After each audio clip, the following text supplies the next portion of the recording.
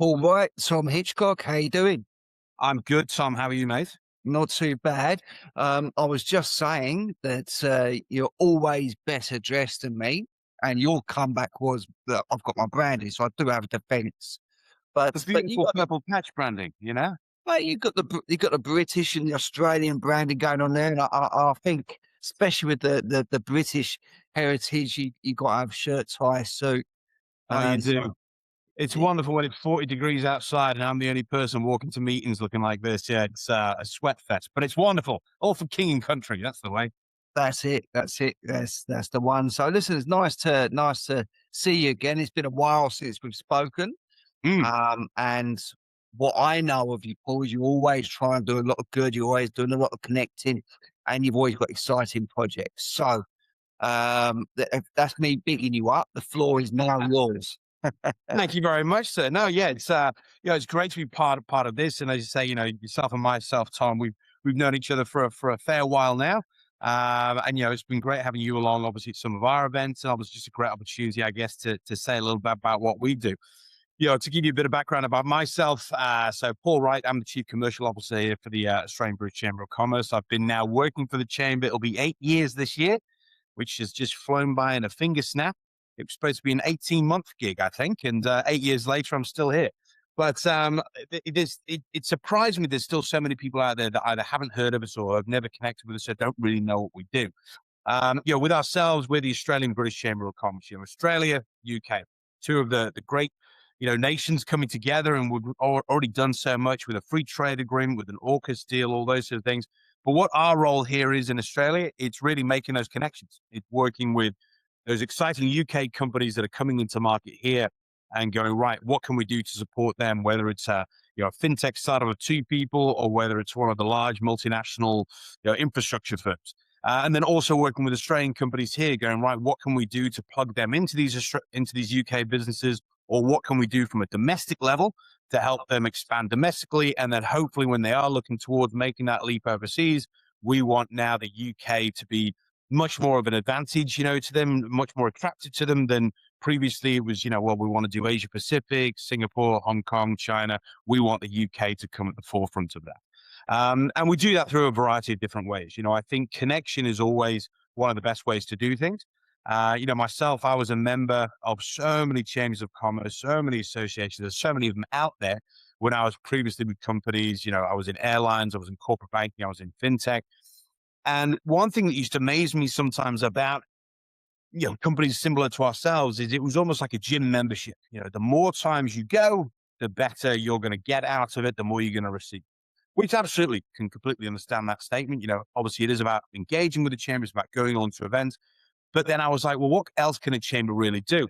And it's really for us about, learning about those companies, right? What this company wants out of us is going to be very different to what this company wants out of us.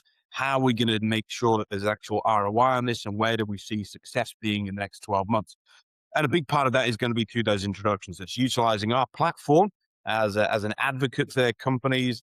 They would say to us, it's a fintech startup coming out here. Oh, we'd love to engage with a HSBC, or we'd love to engage with the British government, or we'd love to engage with a Turner and Townsend or something like that. Great. What can we do to really facilitate that? How can we use our platform to bring those companies together? And it's been so successful. We've been going now for over 100 years. We were first founded in 1910. We still go from strength to strength today. We have over 250 companies that are members of ours. We do got over 150 events a year, three catalysts over to the UK. We just finished an event this morning, which was our wonderful International Women's Day breakfast, which brought together, 250, fantastic women and men, some very, very powerful people inside that room. And again, a great opportunity for us to celebrate these wonderful things and what's going on in the UK, and obviously what's happening here in Australia. Love it. So there's lots of events there. That's a pretty packed diary or calendar. Yeah. uh, in all fairness, and they range significantly on their in their identity, but the purpose is pretty much the same in most cases. It is, yeah. It's a great opportunity to get people inside a room and connect them. But as you say, there's a wealth of different type of events that we do. It's everything from those large lunches where it might be specifically focused around financial services or the infrastructure industry. So that at those sort of lunches, you're going to get 150, 200 people specifically from that industry sector or people that want to engage with that sector. But then we'll do our evening networking event. So we just did one at the start of the year, which is our Sydney Summer Drinks. Again, a great opportunity to bring together 170 people from startups of 2 people all the way up to large multinationals. Such an array of different organizations, some just domestic, some that are international. And again, a great way to bring those companies together to say, right, is there any opportunity here? Are there partnership opportunities? And then we'll also work with our members where they will ask us to specifically hold events for them, whether that's a CEO boardroom for 20 people to bring the type of customers or people that they want to interact with inside their boardroom. So yeah, every day is different. Every event is different, but we have such great feedback about our events and such great partnerships that have been formed. But yeah, that's why our wonderful events team keep going with more and more events each year. Love it. So let's talk a little bit about Paul here. Okay, so clearly from the UK. Whereabouts in the UK from? So I was actually born in South Africa. I moved to the UK when I was 10 years of age. My father's Scottish, my mother's English. But in the UK, mainly from sort of Chester, Chester, Liverpool sort of area around there. It's obviously a big Liverpool football fan. But been over in Australia now for 17 years. So again, it was supposed to come out here on an 18-month gig. Met a girl in my third day of being in the country. She's now my wife. We've got 2 great kids. So yeah, fell in love with Australia and obviously the people inside of it, and I've been here ever since. Love it. And whereabouts in South Africa? So I was born in Joburg, but we Yep. moved around about, I think 23 times in the 10 years we were there because of my father's work. So yeah, it was always, might be 6 months here, 6 weeks there, stationed all over the place. And then finally, arriving in the UK where I had a very thick South Afrikaans accent when I first arrived there. But in a place like Chester and Liverpool, that accent doesn't last very long. So yeah, my accent's a bit mongrelish. It's sort of up from all over. Could be worse. Could be a broad Scouse accent. So yeah, Having a yeah, few beers inside of me, it might be, yeah, but yeah. that's it. Does that mean you've got a little bit of a taste for biltong? Just out of Oh, curiosity, absolutely. Biltong and dry horse, love it. mate. You got to try my biltong. Bish bash bosh biltong. That's what it's called. Yeah, it's Biltong yeah, that you make? yeah. That's it. So my Oh, missus is right. South African from Cape Town, Yeah. and yeah, we've been doing all sorts of flavors. It's good. So Oh, we've got a British flavour, which is roast beef flavour, yeah. the roast dinner. But yeah, there's a few there. Oh, well, See just some. send over a few, wonderful hampers to me over here, Tom, and that'd be fantastic, mate. Okay, so you've been here 17 years. You're South African, British, in Australia, so you're well travelled. You're obviously culturally sound and what have you. Now you started this particular job with a view of it being for 18 months, and you've been there. How long did you say? 8 years. It'll be 8 years this year. 8 years. Hmm. Okay, and there's a message there in itself. So it isn't just about what we say we enjoy and what have you. Our actions speak louder. Hmm. Okay. So what is it about the business that you're in that's sort of like got your buy-in of your time? Yeah, I think, we're a very lean team here at the British Shame. For the amount of companies that we look after and the amount of events that we do, we're only a team of 10 people. So it's a very lean team, but, a very hardworking, dedicated team as well. And, I've worked for large multinationals. I've worked for some SMEs, and I must admit, I do love the dynamic that we have here, that everybody has a part to play in making this a success. I love the fact of how we've been able to grow the chamber, significantly over time, where now we have people located inside each state instead of just everything being managed out of Sydney. So, now we do have fantastic team members in Perth and Brisbane and Melbourne as well. And I think, it's just so rewarding, especially when you've got, a great UK company that, has a great brand in the UK, doesn't really have a brand or a network here in Australia. And it's really supporting them into them coming into market, into them, starting to grow their business, into us introducing them to the right type of companies that they could partner with, or marketing campaigns, things like that, and then really seeing that business flourish. So we've seen that time and time again, which is fantastic. I love seeing those UK companies coming out here, but also likewise, those Australian companies that are looking towards the UK. It's fantastic to hear how well they're doing in the UK and how we've, had a small part to play in them succeeding in that sort of area as well. I love meeting new people. I love meeting all sorts of different type of companies, and there are, some amazing companies that we've been part of. From, as I say, those large multinationals to companies that I would have never even thought of in my life.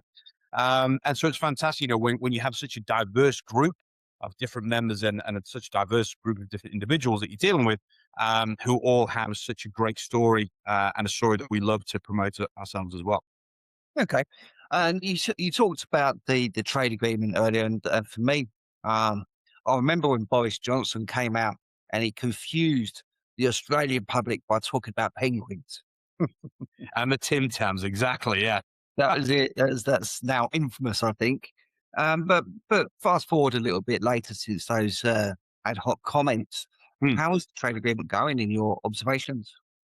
Yeah, it's an ever evolving beast. I think, to suddenly put together a trade negotiation between two countries where obviously, the UK has been part of Europe for such a long period of time. There are a lot of different moving parts to that, and obviously we work very closely here with the British High Commissioner's Office, the British Consul General, who are the ones that are really sort of spearheading that. So we don't really play a huge part in what the trade deal obviously means, but we'll put forward ideas or comments from our team members who would love to see different things take place or what other tariffs can go through. But what it has done is to really open up those sort of lines a lot better with the UK and Australia. Trying to drag in more of that talent from the UK into Australia, but also getting that great talent from Australia into the UK market as well. It's about, as Boris so rightly put, having those penguins out here and giving them Tim Tams, and we'll take Marmite this way and give them Vegemite and all those sort of things. So, it's great to see, that produce coming back and forth as well.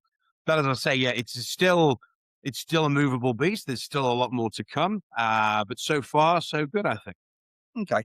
And you're probably a good person to ask about business in general. Okay. So people talk about recessions, they talk about if there's headwinds in business. And I think you're well positioned to have your view and opinion on how general business is. But I think you've got an added advantage because you can see a comparative market as well. You Mm. see the other side of the globe and see how things are there. What's your thoughts on the current state of business? Yeah, it's an interesting one. I think last year we saw a lot of different changes going forward. Obviously, we had a snap election in the UK. Anytime that takes place, that's always going to, sort of throw things up in the air a little bit. Obviously, we had the election in the US, which, even though it's UK, Australia, the US still plays a major part of that Mm. as well. We're going to be having an election here this year as well. So those sort of things always, sort of stretch the balance a little bit. But what we are seeing is that the UK, there's still a great appetite for those UK companies coming out. I think last year people may have been a bit more hesitant, maybe a little bit more apprehensive about, is this the right time? We need to see what's happening in the global economy. But this year we've definitely seen more of an influx of companies who want to come this way and vice versa. So I think, here in Australia, as you said, Australia is still doing extremely well. I think there are certain industry sectors that are always going to do well, infrastructure. I think there are always going to be sometimes industries that do sometimes not suffer, but it's not been a great year for them. But I think it ebbs and flows all the time. I think the UK, is still going through quite a bit of change with what's happened since the FTA. What has that meant for them with Europe? What other lines of communication they can open with? I know that obviously they're still looking towards doing, another deal with Europe, which is great. But no, as we're seeing it, it's still a fantastic amount of business happening both ways and some really exciting companies coming this way. And which out of the two nations do you feel has a better sort of incubator status for new businesses to start up Which other two countries? out of the two countries? So Oh, UK and Australia, sorry. Oh, I'd say both. I'd say, our governments now are working closer than they've ever done before. New South Wales government here is doing a great job over in the UK. Queensland and Victoria always did as well. And I think, we had the fintech bridging agreement between the UK and Australia when we had the fintech boom of, 6, 7 years ago, which was phenomenal. That still exists today. We've got even more that's come on from there. So there was a space agreement between obviously the UK and Australia as well, bringing more into that sort of age. I think AI, Energy is massive for both nations right now, and that's definitely a key sector that's coming this way. We're going to be doing a lot around those sort of industry sectors as catalysts over to the UK. So, in the UK this year, we'll be doing one on defense and one on energy. And coming this way to Australia, it's going to be around infrastructure. Because again, infrastructure, I'd say that's probably one of our largest sectors that we work in here, because you have such great brands out here like your Arabs and obviously Lend-Lease doing so much here, Mark McDonald's, Henry Townsend, all those sort of guys. So yeah, I'd say I'd never want to put one country ahead of the other because we are the Australia United Kingdom Chamber of Commerce. Sorry, Australian British Chamber of Commerce. So yeah, I'd say both do a fantastic job. Absolutely.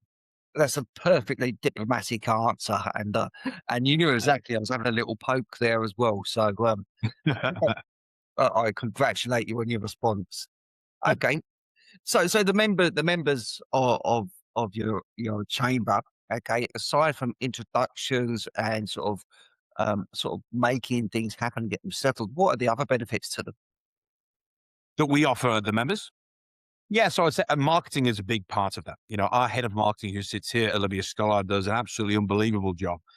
Whether it's, if it's just a smaller firm from the UK that just wants to start expanding its brand presence out here, Olivia can do that, whether that's through our social media channels, whether it's through our print media, e-newsletters, things like that.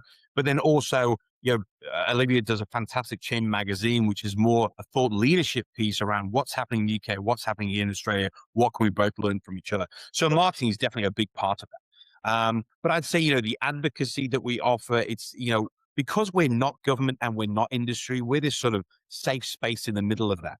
And so with that, it then means that we have a better, enablement to be able to bridge, those two industry sectors. So if a company is sort of specifically asking, what can government assist me with if I'm looking at moving overseas, or if I'm just looking doing something here, great, let's open up those lines of communication. What can we do to be an advocate for you in the market here?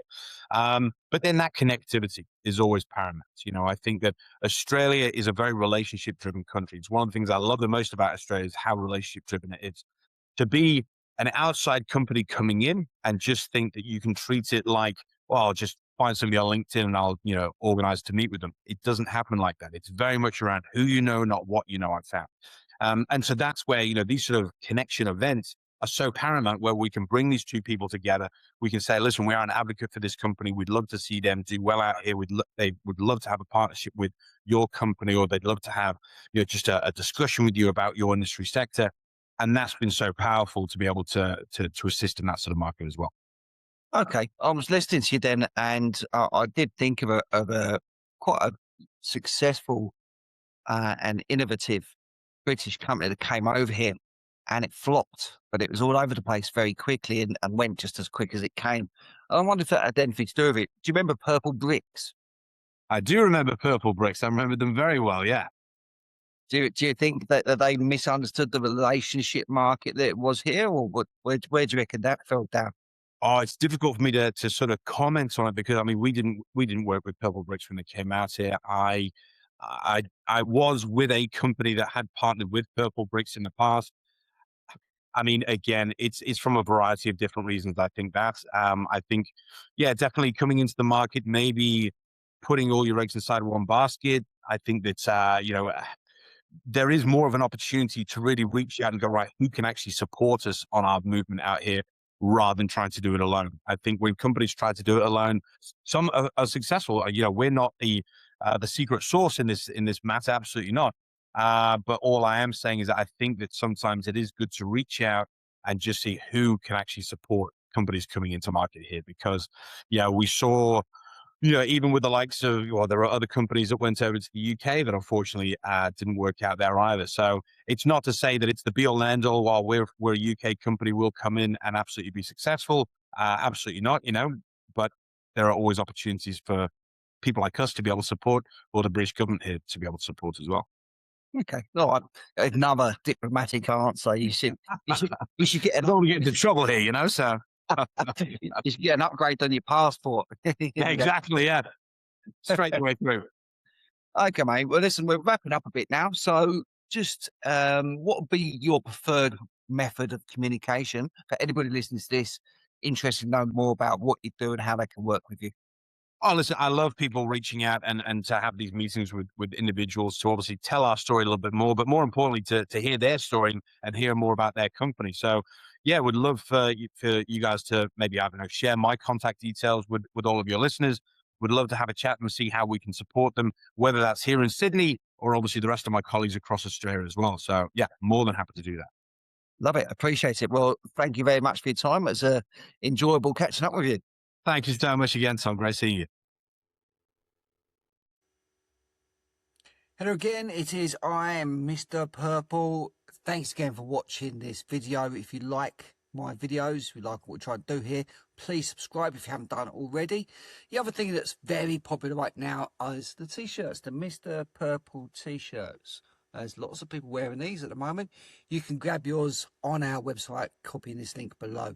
So once again, thanks for listening. We love your feedback. Engage with us and speak soon.